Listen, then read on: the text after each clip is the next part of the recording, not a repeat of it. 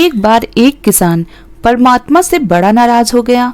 कभी बाढ़ आ जाए, कभी सूखा पड़ जाए, कभी धूप बहुत तेज हो जाए तो कभी ओले पड़ जाएं। हर बार कुछ न कुछ कारण से उसकी फसल थोड़ी खराब हो जाए।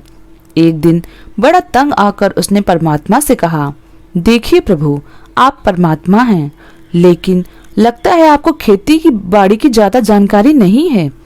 एक प्रार्थना है कि एक साल मुझे मौका दीजिए, जैसा मैं चाहूं वैसा मौसम हो, फिर आप देखना मैं कैसे अन्न के भंडार भर दूंगा।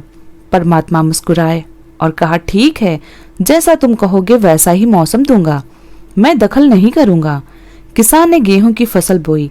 जब धूप चाही तब धूप मिली, जब पानी तब पानी, तेज धूप, ओले, बाढ़, आंधी तो उसने आने ही नहीं दिया। समय के साथ फसल बढ़ी और किसान की खुशी भी बढ़ी। किसान ने मन ही मन सोचा, अब पता चलेगा परमात्मा को कि फसल कैसे करते हैं। बेकार ही इतने बरस हम किसानों को परेशान करते रहे। फसल काटने का समय भी आया। किसान बड़े गर्व से फसल काटने गया, लेकिन जैसे ही फसल काटने लगा एकदम से छाती पर हाथ रखकर बैठ गया। गेहूं की एक भी बाली के अंदर गेहूं नहीं था। सारी बालियां अंदर से खाली थी। बड़ा दुखी होकर उसने परमात्मा से कहा, प्रभु ये क्या हुआ? तब परमात्मा बोले, ये तो होना ही था।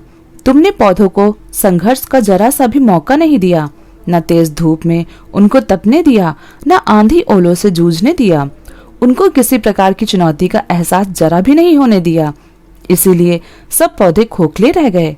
जब आंधी आती है, तेज बारिश होती है, ओले गिरते हैं, तब पौधों अपने बल से ही खड़ा रहता है।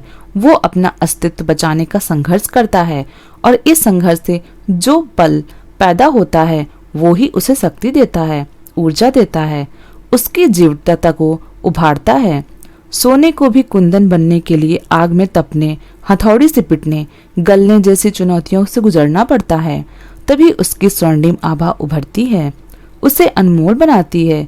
उसी तरह जिंदगी में भी अगर संघर्ष ना हो, चुनौती ना हो, तो आदमी खोखला ही रह जाता है। उसके अंदर कोई गुण नहीं आ पाता। ये चुनौतियां ही जो आदमी रूपी तलवार को धार देती हैं, उसे सशक्त और प्रखर बनाती हैं। अगर प्रतिभाशाली बनना है तो चुनौतियों तो स्वीकार करनी ही पड़ेंगी, अन्यथा हम खोखले ही रह जाएंगे। अगर जिंदगी में प्रखर बनना है तो प्रतिभाशाली बनना है तो संघर्ष और चुनौतियों का सामना तो करना ही पड़ेगा। दोस्तों, अगर ये आपको कहानी पसंद आई हो तो हमारी वीडियो को लाइक करें और हमारे चैनल को सब्सक्राइब करें। धन्यवाद।